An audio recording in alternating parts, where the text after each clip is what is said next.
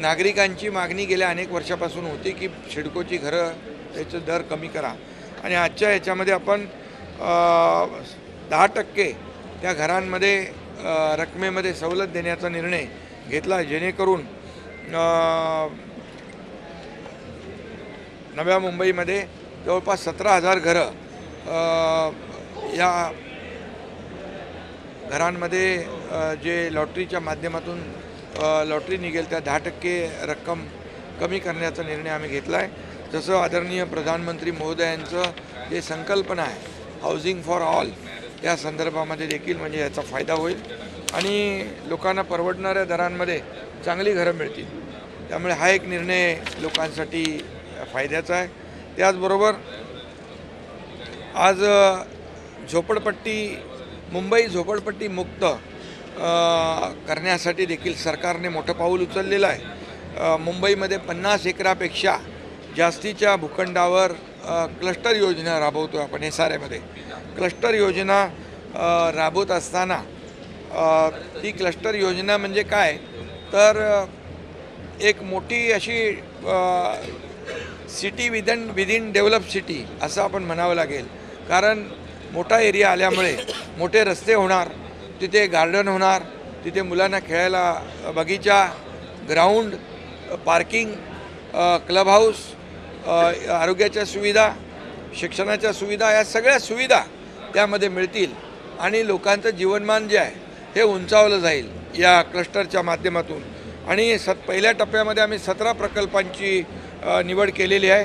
त्यामध्ये काही नावं मी सांगतो. ओशिवरा आहे, गोवंडी आहे, चिता कॅम्प आहे, टागोर नगर आदी ठिकाणी या योजना आम्ही राबवतो आहे.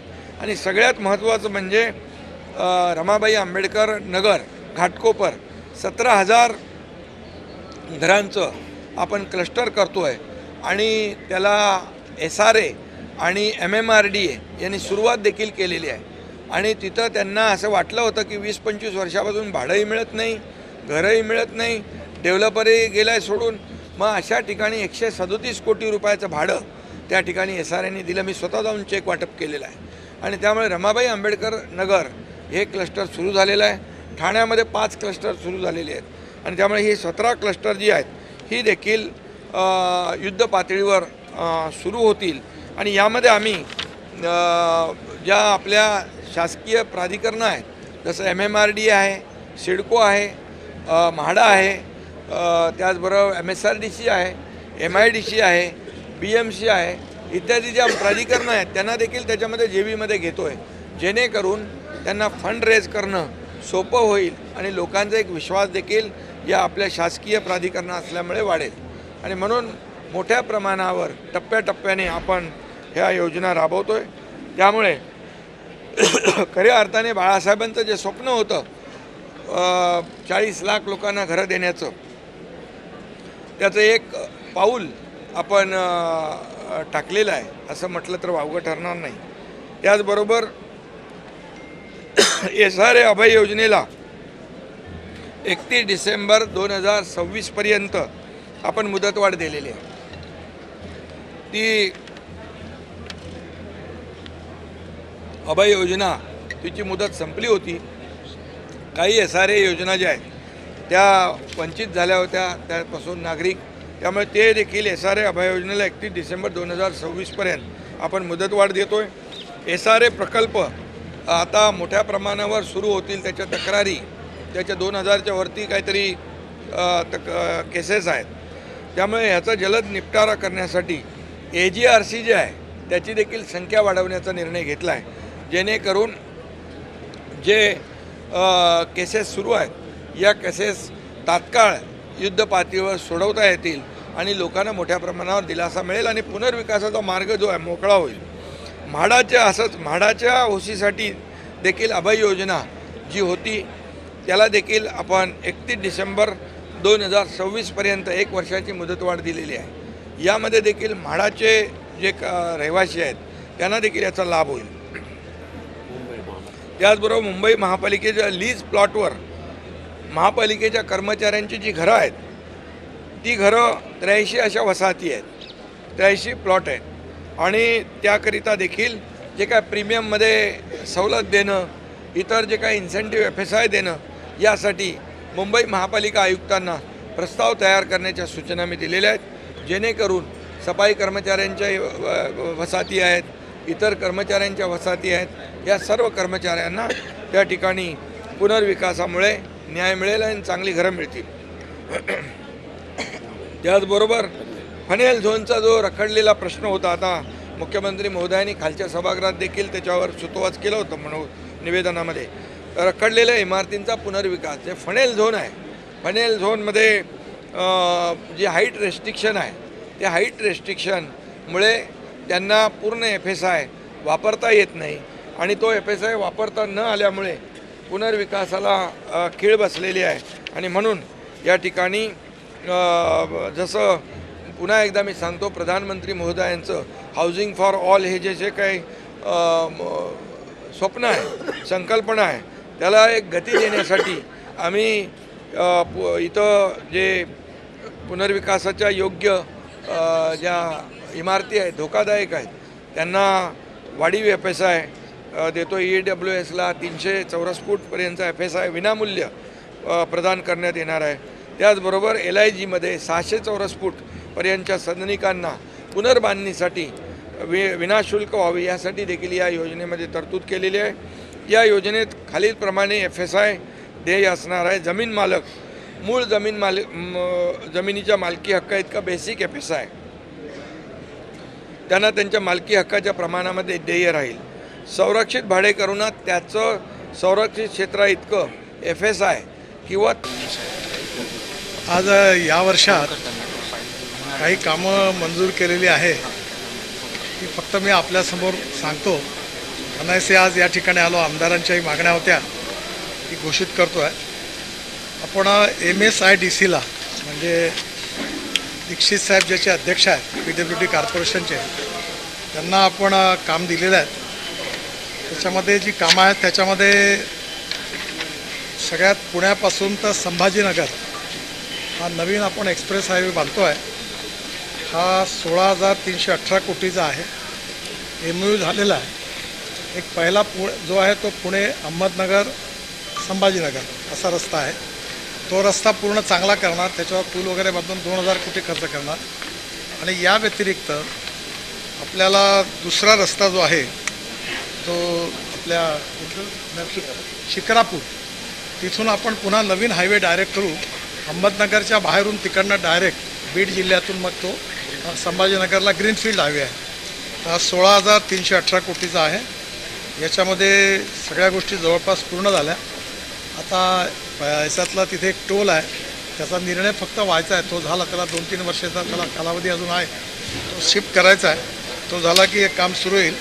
हा यामुळे पुणे ते संभाजीनगर 2 तासात आणि संभाजीनगरवरून नागपूर 2.5 ते 3.25 तासात, म्हणजे साधारणतः पुणे नागपूर असा हा एक्सप्रेस हायवे होईल. त्याचबरोबर तळेगाव चाकण शिक्रापूर एलिव्हेटेड, आता हा खाली रस्ता आहे, वरती त्याच्यावर फ्लायओव्हर आहे, त्याच्यावरती फ्लायओव्हर एकाच पिलरवर आणि वरती मेट्रो आहे. हा 4,207 कोटी रुपयाचा आहे. आणि याचं भूमिपूजन आत्ता इलेक्शन आटपलं की सगळं काम मंजूर झालेलं आहे आणि टेंडर पण जवळपास मंजूर झालेलं आहे. याचं भूमिपूजन त्याच्यानंतर होईल. याच्या व्यतिरिक्त हडपसर टू यवत हा एलिव्हेटेड आहे, 5,262 कोटी रुपयाचा. याचंही पण लँड ॲक्विशन सुरू आहे, याचं DPR सुरू आहे आणि कॅबिनेट अप्रूव्ड याचं आता इश्यू झालेलं आहे. आणि साधारणतः हाय पण पुढच्या इलेक्शननंतर आपलं काम सुरू होईल. हडपसर टू यवत हा एलिव्हेटेड आहे. हा तसाच आहे, एका याच्यावर 2 फ्लोअर म्हणजे 3 मजली फ्लायओव्हर. डेव्हलपमेंट ऑफ कळंबोळी जंक्शन 770 कोटी, असे 27,000 कोटी रुपयाची कामं त्यांना दिलेली आहे. या व्यतिरिक्त NHAIकडनं पुणे ते नाशिक फाटा जो आहे, नाशिकचा पुणे नाशिक फाटा जो खेड नाशिक फाटा टू खेड आता 2 पॅकेजमध्ये आहे. त्याचं 93% लँड ॲक्विशन झालेलं आहे. याचं पहिलं पॅकेज आहे नाशिक फाटा टू आळंदी फाटा, हा 4,403 कोटी रुपयाचा. आणि नंतर package from Alandi Phata to Khed हा जवळपास 3,398 कोटी रुपयाचा. हे 7,800 कोटी आहे. हे 7,800 कोटी जर धरलं आणि फ्लायओव्हर फ्रॉम ओल्ड पुणे नाका टू साताराचं तो वेगळा आहे. याच्यामध्ये हा साधारणतः हे सगळी अमाऊंट आहे ही 35-40 50,000 कोटी केवळ पुणे शहराकरता कामं मंजूर झाली आहे. यातला शेवटचा मोठं काम जे आहे ते वेस्टर्ली बायपासून पुणे सातारा जो रोड आहे, जो रिलायन्सकडे होता, ज्याच्यावर बरेच ॲक्सिडेंट होत होती, तो आता आम्ही त्यांच्याकडनं वापस जाऊन दुसऱ्या कंपनीला बँकेने टेकओव्हर केला. तर त्याच्यानंतर त्या ठिकाणी नवीन DPR तयार करून 6,500 ते 7,000 कोटी रुपयाचा नवीन फ्लायओव्हर वगैरे करून अप टू सातारापर्यंत रोड आहे. त्यात खंबाटकी घाटाची टनेल एक पार्ट एकदम ओपन करायची वेळ जवळपास झाला आहे. त्यामुळे पुणे सातारा हे पुन्हा 7,000 कोटी असं धरून हे साधारण 50,000 कोटीची कामं ही पुणे शहरातली आहे ती येत्या 3 महिन्यात सुरू होतील. नागपूरमध्ये नागपूर काटोल सेक्शन हा 9 किलोमीटरचा, नंतर काटोल बायपास, नंतर जाम बायपास, नंतर नागपूर भंडारा सेक्शन 6 लेन हा 2,000 कोटीचा. कन्स्ट्रक्शन ऑफ अवतराम घाट हा मराठवाड्यातला आहे, चाळीसगाव आणि औरंगाबाद संभाजीनगरच्या मध्ये. त्याची किंमत आहे 2,800 कोटी रुपये. नंतर 4 laning of Taloda Taloda to Shahada हा 1,074 कोटी हाही मंजूर केलेला आहे. 4 laning of Taloda border section to Shaha. आज सभागृहामध्ये पणन मंत्र्यांनी काल जे सभागृहाची दिशाभूल करून चुकीचं उत्तर दिलं होतं की सोयाबीनची सरसकट खरेदी केली जाते. आज मी नांदेड जिल्ह्यातील अनेक तालुक्यातील शेतकऱ्यांनी पाठवलेला सोयाबीन सभागृहात घेऊन जाऊन दाखवलं. 9 ते 12% मॉइश्चर असलेला सोयाबीन पावसामुळे खरेदी केंद्रावर खरेदी केला जातो, परंतु FCIच्या गोडाऊनमध्ये तो स्वीकारला जात नाही.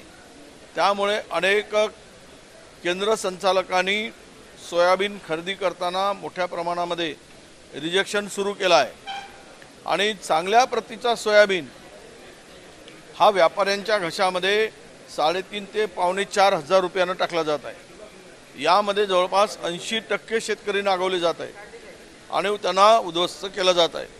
अनेक केंद्रामध्ये हे मंजूर करताना पुणे येथील एका व्यक्तीने जवळपास 268 खरेदी केंद्र सुरू केलेत, प्रत्येकी 5 लाख रुपये घेतलेत. त्याचा नंबर घेणाऱ्याचा मी सभागृहात सांगितलं आणि त्यामध्ये अभिजित आणि गर्जे नावाचे 2 OSD मंत्र्यांचे त्यामध्ये सहभागी आहेत. ज्या नंबरवरची चौकशी केली त्या नंबरला जर आपण त्या नंबरवर माहिती काढली तर आपल्याला सांगतो की या सेंटर मंजूर करताना प्रचंड भ्रष्टाचार झाला आणि आता सोयाबीन खरेदी करताना सुद्धा प्रचंड भ्रष्टाचार होतो आहे आणि शेतकऱ्यांना लुटलं जात आहे. मोठ्या प्रमाणामध्ये आलेला सोयाबीन परत पाठवला जात आहे, रिजेक्ट केला जातो आहे. आणि म्हणून मी सांगितलं की या मंत्र्यांनी दिशाभूल करून शेतकऱ्यांचं वाटोळं करायला निघालं आहे. शेतकऱ्यांच्या आत्महत्या रोज 7-8 शेतकरी आत्महत्या करतो आहे. तरी या सरकारला थोडीशी लाज वाटत नाही, क्यू नाही शेतकऱ्याप्रती. आणि म्हणून आज तो सोयाबीन मी दाखवला आणि मागणी केली की या सर्व चौकशीची चौकशी करा. आज मला उद्यापर्यंत ते निवेदन येणार आहे. चौकशी करून मी सेंटरचं नाव दिलं, शेतकऱ्याचं नाव दिलं आणि सोयाबीनचा नमुनासुद्धा मी त्या ठिकाणी दाखवला.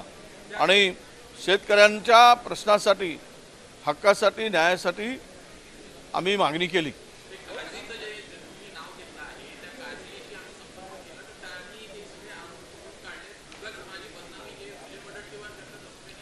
कोणाचं नाव? मी काजीचं नावच नाही घेतला, गरजेचं नाव घेतलं.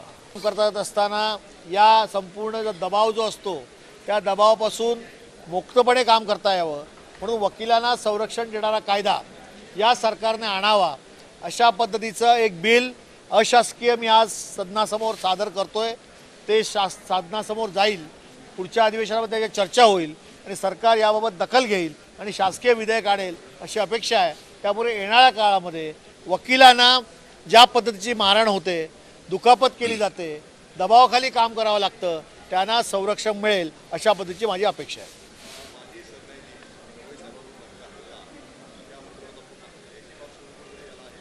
नाही, माजी सरन्यायाधीश यांच्यावर झालेला हल्ला हा संपूर्ण देशाला खेदजनक आहे.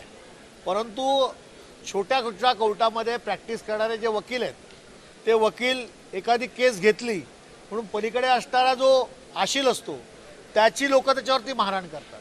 एखादा केस हरला म्हणून त्याला मारहाण केली जाते. एखादा केस तू का घेतलीस म्हणून त्याला धमक्या येतात. शेवटी वकील या पेशा त्याने स्वीकारलेला आहे. घटनेने त्याला तो अधिकार दिलेला आहे. त्यामुळे आशिलाची बाजू मांडणं हे त्याचं कर्तव्य आहे.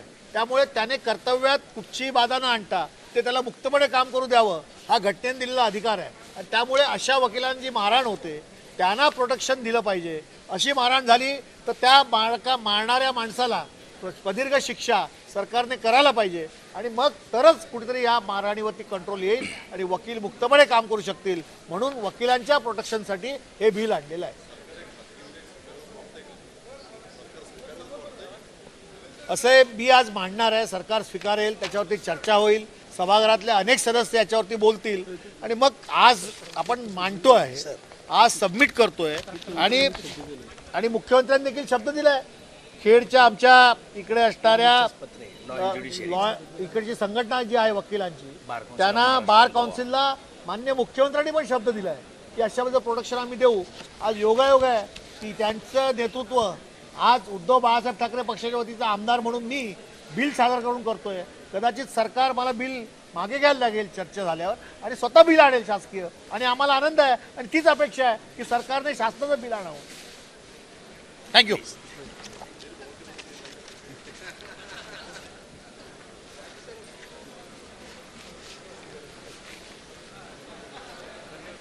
धक्कादायक बिल पास केलेलं आहे.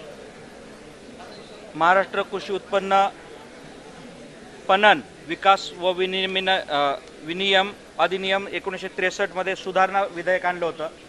त्या सुधारणा विधेयकामध्ये आता नवीन एक पद्धत आणलेली आहे की कुठल्याही बाजार समितीला सरकार हे राष्ट्रीय बाजार घोषित करून ताब्यात घेऊ शकतं. आणि सगळ्यात धक्कादायक गोष्ट अशी आहे की भाजपच्या मंत्री महोदयांनी हे बिल आता मंजूर केलेलं आहे पणन मंत्र्यांनी.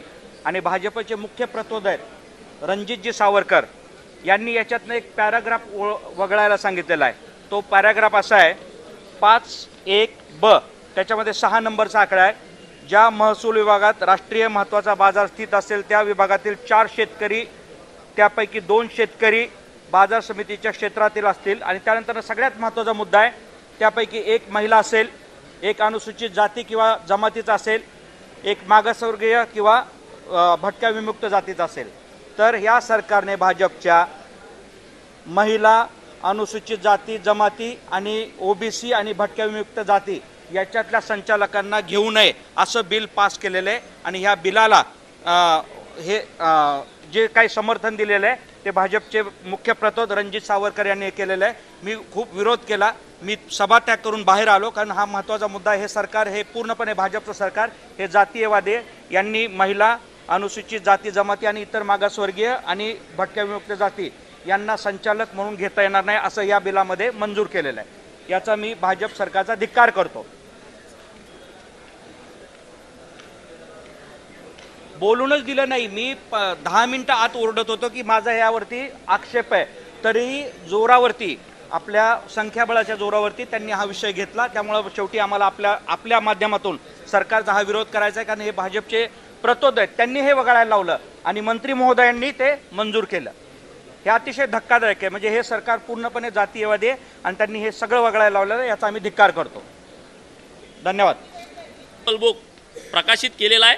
यामध्ये सर्व मंदिरं, त्यांच्या काय प्रथा आहेत, त्यांच्या काय परंपरा आहेत, पूजा पद्धती काय आहेत, ह्याची सर्व माहिती या कॉपी टेबल बुकमध्ये दिलेली आहे.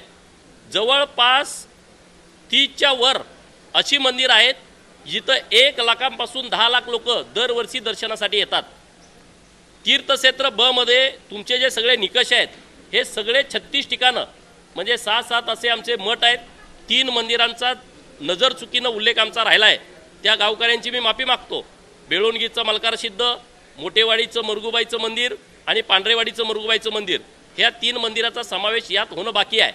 परंतु मी सर्व तालुक्याचा अभ्यास केला. तुम्ही तुमच्या तालुक्यात जरी नजर टाकली 1, 2, 3, 4 पर्यंत अशी मंदिरं आहेत की जी कुणाची तर कुलदैवत आहेत, कुणाची तर कुलदेवी आहे. आणि लाखो लोक तिथं दरवर्षी येतात. माझ्या विधानसभा मतदारसंघामध्ये महाराष्ट्र, कर्नाटक, तेलंगणा आणि गोवा या राज्यातले भाविक हे पूर्वींपासून येत आहेत. ह्याला हजारो वर्षाची परंपरा आहे. आणि म्हणून मी राज्य सरकारकडे अशी भूमिका घेतली की राज्य सरकारनं जत या तालुक्याला देवभूमी जत अधिकृतपणे घोषित करावं, अशी लक्षवेधी माझी सभागृहात चर्चेला आली. या चर्चेमध्ये अत्यंत सकारात्मक उत्तर राज्याचे ग्रामविकास खात्याचे मंत्री माननीय जयकुमार गोरेभाऊ यांनी दिलेले आहे. आणि त्यांनी असं सांगितलं की असा प्रस्ताव पहिल्यांदाच सरकारच्या समोर येतोय. असं सरकारकडे कुठलं धोरण नाही, परंतु असं धोरण करण्याच्या दृष्टिकोनातून माननीय देवाभाऊंच्या नेतृत्वामध्ये आम्ही सकारात्मक आहोत आणि अशा पद्धतीचं आम्ही नक्की धोरण करू. तीर्थक्षेत्र ब मध्ये राज्य सरकारनं 2 महिन्यापूर्वी 7 मंदिरांना तीर्थक्षेत्र ब चा दर्जा दिलाय. तत्पूर्वी 2 मंदिरांना तीर्थक्षेत्र ब चा दर्जा देऊन 5-5 कोटी रुपयाचा निधी दिलेला आहे. म्हणजे 9 तीर्थक्षेत्र ब मंदिरं आता जतमध्ये राज्य सरकारनं घोषित केलेले आहेत. म्हणजे 9-5 45 कोटी रुपये यातून आम्हाला मिळू शकतात. परंतु माझी विनंती सरकारकडे अशी केली मी की बाबा एवढ्यानं होणं नाही, कारण संख्या जास्त आहे. संख्येची यादी तुम्ही बघितली तर ती 36च्या वर जाते. 3 मंदिरं अजून यामध्ये घेतलेली नाहीत, नजर चुकीनं राहिलेली आहेत. तर याच्यासाठी राज्य सरकारनं एक एकत्रित विकास आराखडा तयार करावा, राज्य शिखर समितीच्या समोर तो आणावा, राज्य सरकारनं त्याला निधी द्यावा. आणि जर समजा इथं काही प्रमाणात निधी दिला आणि काही प्रमाणात निधी देणं शक्य नसेल तर तो एकत्रित आराखडा राज्य सरकारनं केंद्र सरकारकडे पाठवावा, अशी मागणी मी सभागृहात केली आहे. तर राज्य सरकार या तिन्ही बाबीमध्ये अत्यंत सकारात्मक आहे आणि मला ठाम विश्वास आहे की पण झाली. माननीय मंत्री महोदयांनी उत्तर पण दिलं. त्यांना आम्ही विनंती केली की शेवटी राज्याच्या पुढे जेव्हा असा पेच प्रसंग येतो तेव्हा ॲडव्होकेट जनरल आपल्याला सल्ला द्यायला आपण नेमलेले असतात, त्यांचा सल्ला आपण घ्यावा आणि सुप्रीम कोर्टात जावं, अशी मागणी आमची राज्य सरकारकडे आहे. मुळात 10 मार्चचा जो संच मान्यतेबद्दल शासनाचा निर्णय आहे, 10 मार्चचा जो शासन निर्णय संच मान्यतेच्याबद्दल आहे तो रद्द करण्यात यावा ही आमची मागणी आहे. याचं सर्वात महत्त्वाचं कारण त्या संच मान्यतेच्यानुसार अनेक शिक्षक अतिरिक्त होण्याचा धोका या महाराष्ट्रामध्ये तयार झालेला आहे. त्यामुळं अनुदानित शाळा ज्या आहेत त्या भविष्यामध्ये बंद पडतील का काय अशी परिस्थिती निर्माण झालेली आहे. म्हणून 10 मार्च 2024चा संच मान्यतेच्या संदर्भात असलेला जाचक निर्णय निघालेला जो शासनाचा आहे तो रद्द करण्यात यावा ही आमची प्रमुख मागणी आहे. ठीक आहे, धन्यवाद. म्हणून आमचा आग्रह आहे की नथिंग बट जुनी पेन्शन योजना हा एक मुद्दा आहे.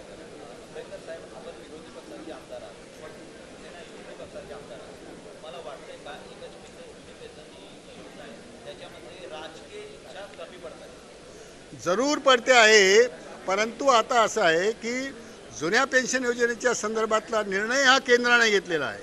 ज्या ज्या राज्यामध्ये केंद्राशी समांतर अशा प्रकारचं शासन आहे त्या ठिकाणी केंद्र शासनाने घेतलेला जो निर्णय आहे तो निर्णय बाजूला ठेवून आपला स्वतःचा निर्णय या ठिकाणी डिक्लेअर करण्याची शक्यता कमी आहे. पॉलिटिकल विल या दृष्टिकोनातून आधीच दुर्बळ झालेलं आहे.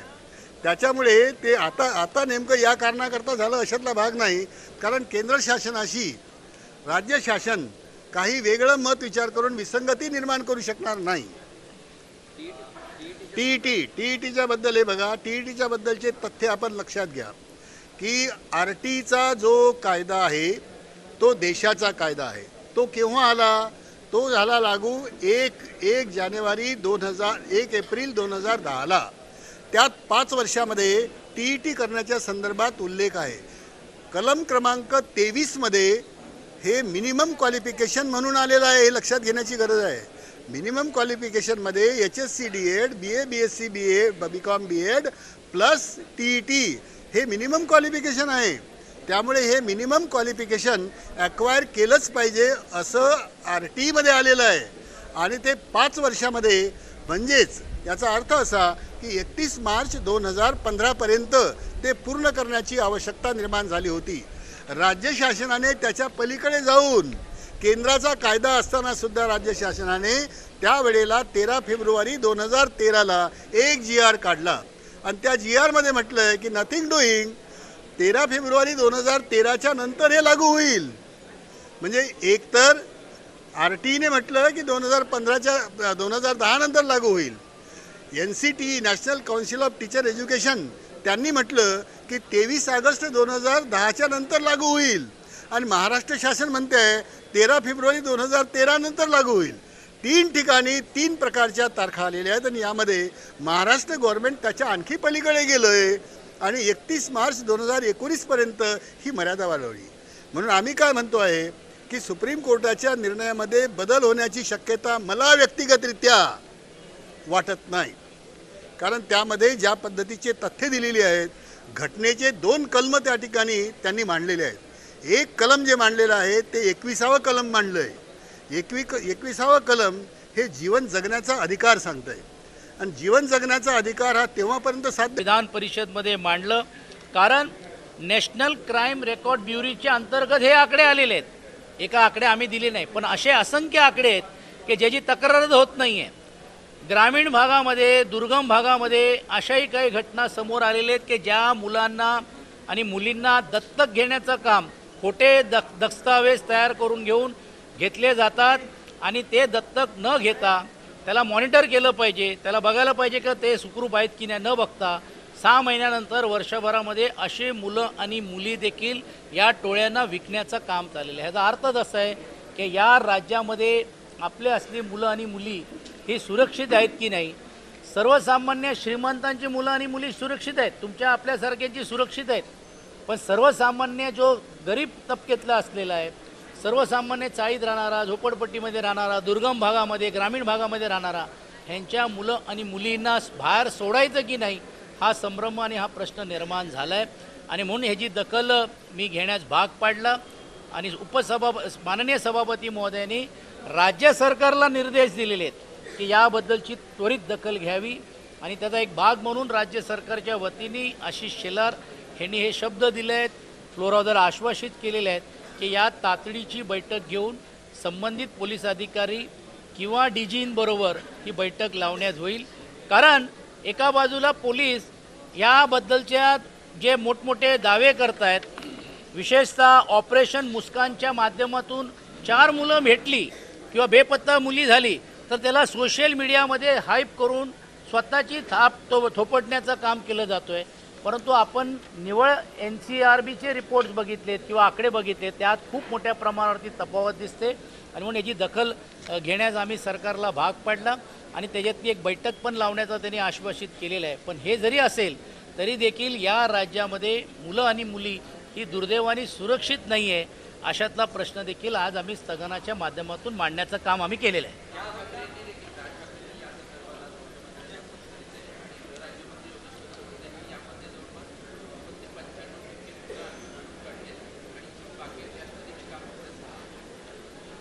हे गेल्या 2 दिवसापासून माझा आज स्थगन प्रलंबित होता.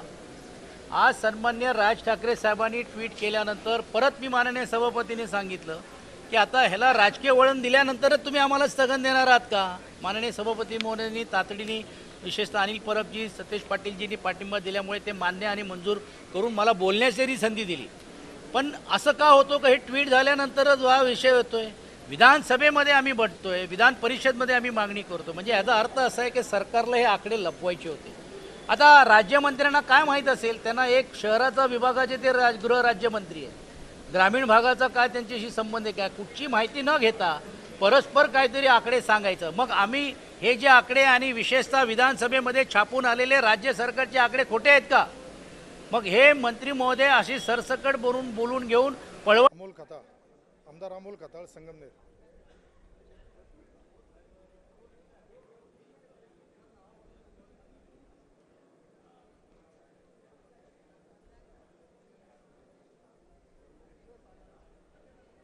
ओके. आमदार अमोल खताळ, संगमनेर विधानसभा मतदारसंघ. आज सभागृहामध्ये लक्षवेधीच्या माध्यमातून महाराष्ट्रामध्ये तसेच माझ्या संगमनेर मतदारसंघामध्ये MD ड्रग्सची मोठ्या प्रमाणात तस्करी सुरू असून MD ड्रग्सच्या माध्यमातून तरुणाईला व्यसनाधीन करण्याचा कार्यक्रम काही जण करत आहेत. तर त्या संदर्भात जी लक्षवेधी मांडली होती त्याला सरकारने सकारात्मक प्रतिसाद दिला आहे. 103 ग्रॅम ड्रग्स सापडलं होतं. यामध्ये जे आरोपी आहेत या आरोपींना राजकीय पाठबळ संगमनेरमध्ये काही माजी लोकप्रतिनिधींकडून दिल्या गेलं होतं. जो MD ड्रग्सचा आरोपी आहेत त्याच्याबरोबर त्यांचे केक भरवतानीचे सुद्धा फोटो सोशल मीडियावरती जाहीर झालेले आहेत. 4 दिवसापूर्वीच माझ्या संगमनेर मतदारसंघामध्ये 300 किलोच्या पुढं गांजाची सुद्धा कारवाई करण्यात आली आणि यामध्ये सुद्धा जे आरोपी आहेत दुर्दैवाने हे आरोपीसुद्धा माजी लोकप्रतिनिधींच्या गाडीमध्ये फिरतानीचे सुद्धा त्यांचे व्हिडिओ व्हायरल होत आहे. त्यामुळं निश्चितच हा प्रकार कुठंतरी याला राज्याश्रय मिळतोय का हा एक विषय गंभीर स्वरूपाचा झाला आहे. मी आमदार झाल्यापासून संगमनेरमध्ये प्रत्येक अवैध धंद्यांना बंद करण्याच्या सूचना पोलीस प्रशासनाला दिल्या होत्या. त्यामुळं आज या कारवाया मोठ्या स्वरूपात सुरू झाल्यात. परंतु या कारवाया सुरू असताना सुद्धा काही राजकीय लोक पोलीस प्रशासनावरती दबाव टाकून या कारवाया थांबल्या पाहिजे यासाठी प्रयत्न करतात. त्यामुळे माझी सभागृहाला विनंती होती का पोलीस प्रशासनावरती जर काही माजी आमदार संगमनेरचे दबाव टाकत असेल तर त्यांच्यावरती सुद्धा यामध्ये कारवाई झाली पाहिजे. त्यांना सुद्धा तुम्ही सहआरोपी केलं गेलं पाहिजे. तसेच मागच्या आठवड्यामध्ये मी 2 पोलीस कर्मचाऱ्यांचे नावं घेतले होते, चौधरी आणि घोडके म्हणून. हे पोलीस कर्मचारी या चुकीच्या प्रवृत्तीला चुकीच्या धंद्यांना पाठबळ देत आहे. तर त्यांच्याकडून सुद्धा मला अप्रत्यक्षपणे धमकी देण्याचा प्रकार समोर आला आहे. त्यामुळे आज सभागृहाला मी सुद्धा विनंती केली का या कर्मचाऱ्यांवरती तात्काळ कारवाई झाली पाहिजे व जिल्ह्यामध्ये जे तस्करी सुरू आहेत ही कुठंतरी थांबली पाहिजे. गृहराज्यमंत्री महोदय यांनी त्याला सकारात्मक उत्तर देऊन याच्यावरती कारवाई निश्चित केली जाईल अशा सूचना दिल्या आहेत.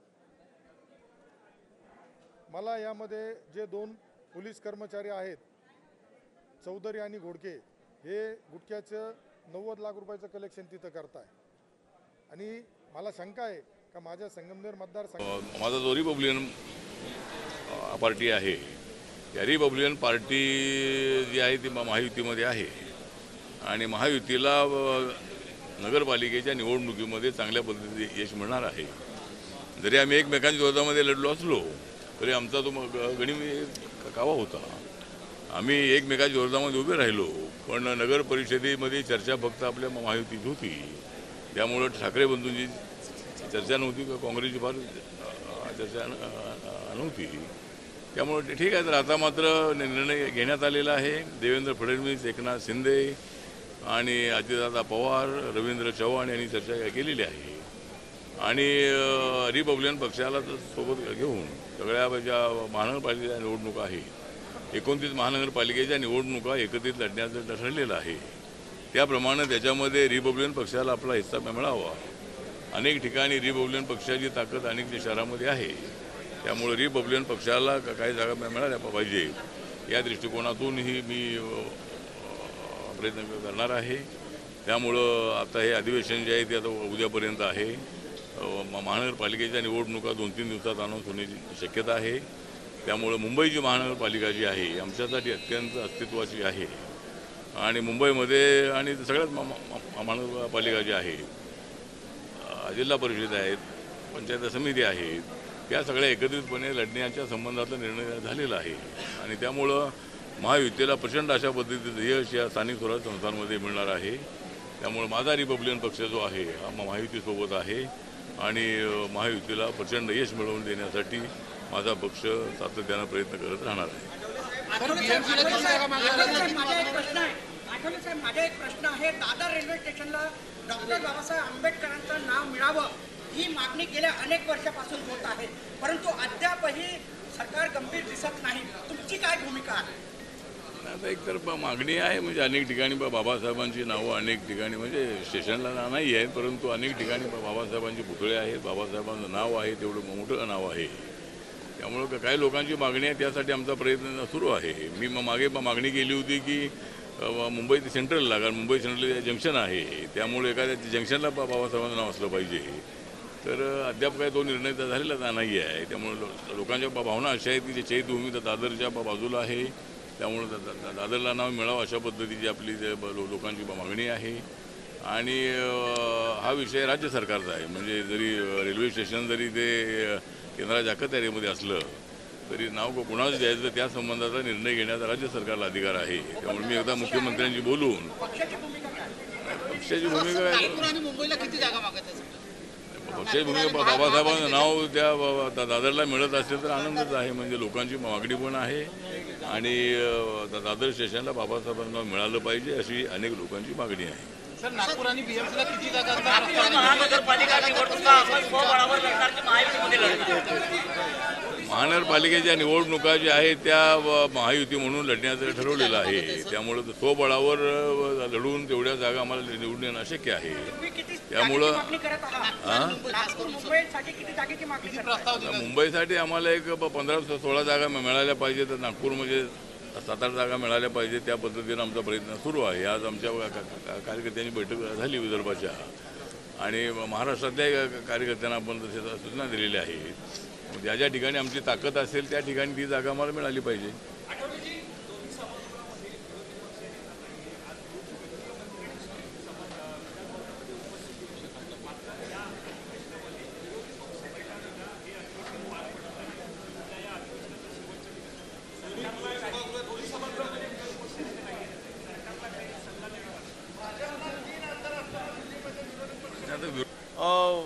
नोटीस देऊन पुनर्मोबदला देण्यासाठी 19 वेळा या गावामध्ये या लोकांनी, त्या अधिकाऱ्यांनी नोटीस काढली आणि पुनर्विलोकन केलं. यामध्ये या पुनर्विलोकनामध्ये आपल्याला पैसे देत असताना सांगितलं पाहिजे की बघा, ह्या सुषमाताईंनी हे प्रकरण तर नक्की उचललं. तुम्हाला सांगतो, हे दोनही माणसं काही साधारण नाही आहे. हे माननीय पंतप्रधान मोदी साहेबांचं हेलिपॅडवर स्वागत करणारा एक माणूस आहे यातला हा माणूस. आणि दुसरा माणूस जो आहे तो शिंदे सेनेचा सुद्धा, हाही लहान माणूस नाही. हे रमेश माने हे मुख्यमंत्र्यांच्या बरोबर स्वागत करताना दिसतात. या लोकांनी हा घोटाळा मोठा केलेला आहे. आणि याच्यानंतर हे सुद्धा तिसरे पण हे व्यक्ती मोठे आहेत. मी आपल्या लक्षात हे आणून देतो या निमित्तानं की एकदा दोनदा शुद्धीपत्रक काढू शकतो, पण 19 वेळा काढला गेला. आणि एका एकरामध्ये किती झाडं बसू शकतात मोबदला देत असताना? साधारणतः एका एकरामध्ये माझ्या माहितीप्रमाणे फार तर एक 100 झाडं बसू शकतील आंब्याची एकरामध्ये.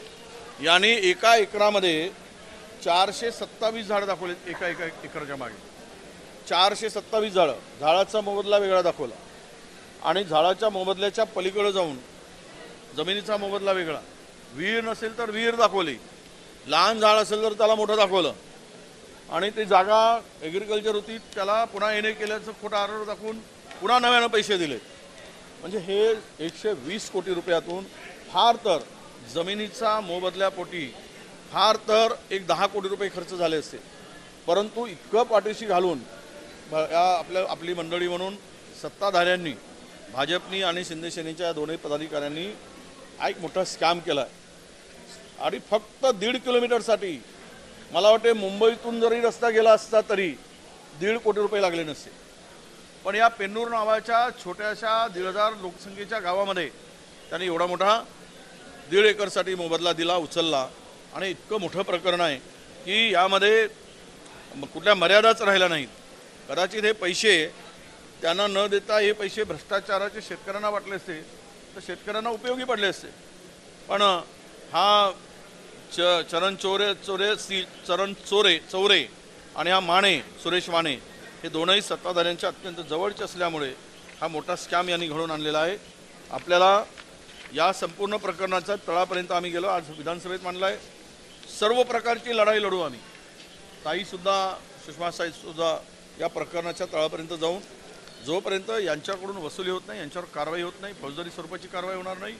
आणि जो अधिकारी यामध्ये सहभागी आहे, ज्याने हे सगळं इलिगल काम केलेलं आहे, अनधिकृत काम केलेलं आहे, गैरप्रकार भ्रष्टाचार केलेला आहे, हे सुद्धा या ठिकाणी सुटणार नाहीत. अशा प्रकारची मागणी आम्ही केलेली आहे. मला कीव वाटते की या म्हणजे नालायक लोकांची इतका गैरप्रकार हे इतकी निर्रावलेलं कसं असू शकतात, इतकी मस्ती कशी असू शकते. या लोकांना भीतीचा लवशेषही नाही. म्हणजे 1 वेळा नाही 10 वेळा, यांनी दुबार तिबार वेळा या मतदार, म्हणजे जसं काही मतदार यादीमध्ये जे नावं आलेत ना, दुबार नावं, तिबार नावं, तशी नावं या लाभार्थ्यांची आहे. तीच नावं, त्याच 7-12, त्याच 7-12चे तुकडे, आणि डबल नाव, टिबल नाव, चौथ्यांदा नाव, अशा प्रकारे यांनी नावं घालून त्या 7-12मध्ये जवळपास हे शुद्धीपत्रक जे काढलं गेलं हा 14 वेळा शुद्धीपत्र काढून पैसे दिले गेले. अरे थोडी तरी लाज असायला पाहिजेत. आपण सार्वजनिक जीवनामध्ये काम करतो आहोत, पण हे महाराष्ट्राची तिजोरी लुटण्याचं काम आणि शेतकऱ्याला वाऱ्यावर सोडण्याचं काम हे या ठिकाणी झालेलं आहे. आम्ही